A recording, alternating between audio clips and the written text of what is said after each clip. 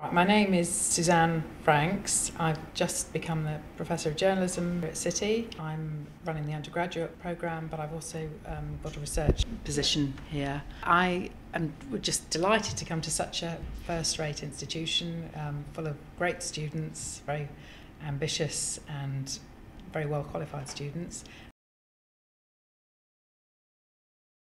I always found news programming was a bit like fast food, that you kind of eat a lot and then you'd be hungry straight away afterwards, that it's a bit unsatisfying. I mean, it was much more a sort of process. Particularly television news journalism is so much organisation and just throwing the stuff on the air as fast as possible. And I wanted to go somewhere that was a bit more reflective and had much more scope for doing longer films and longer form journalism, but yet it was still related to the issues that I was really interested in, which was one of the most exciting things I did was I did a big film, a sort of documentary film really, in South America on the debt crisis in that period. I mean, that was very, very exciting. Sort of helicoptering around Mexico and going out to oil fields there and filming.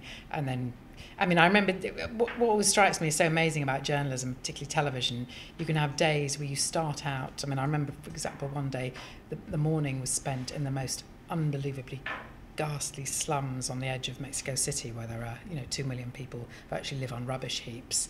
And then in the afternoon we were in the finance minister's office in the centre of town, quizzing him about the budget, and then in the evening at some sort of posh reception somewhere, it's a diplomatic reception. And it's there are very few jobs where you can be doing all of that in one day.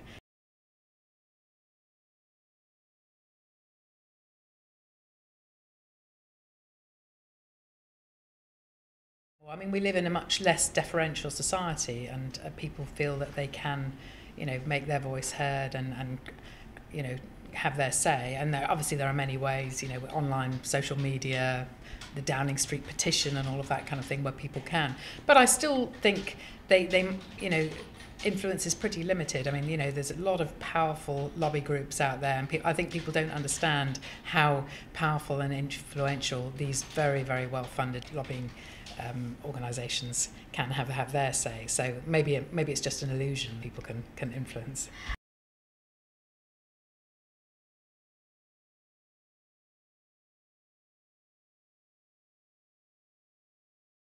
Well, I've written quite a lot on this. I mean, the sort of disparity whereby some foreign stories are, high up the news agenda and others are completely invisible is quite extraordinary. If I used to ask students, what's the most deadly war since 1945? There's a war where 5 million people have died. I mean, possibly now more people would know, but I mean, 2 or 3 years ago, nobody would have a clue that was in fact the Congo, because it's an invisible war.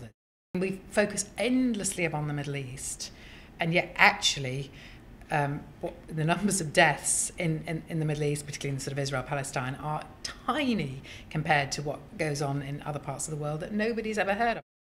Things going on in Sri Lanka, which are now slowly bits and pieces are coming to light. But I mean, where sort of 10, 20 times as many people died in the sort of Tamil, the shootout with the Tamil in the first 3 months of 2009, but it was completely invisible as far as Western media were concerned.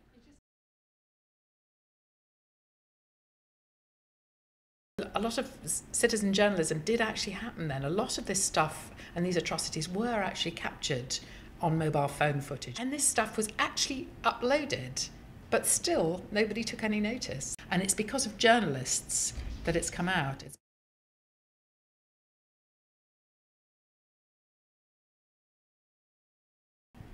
Persistence is absolutely key to doing well in journalism. You've got to, you've got to get up earlier than the next people. You've got to be more enthusiastic, more keen, and more engaged. And just to make use of every possible opportunity that comes along.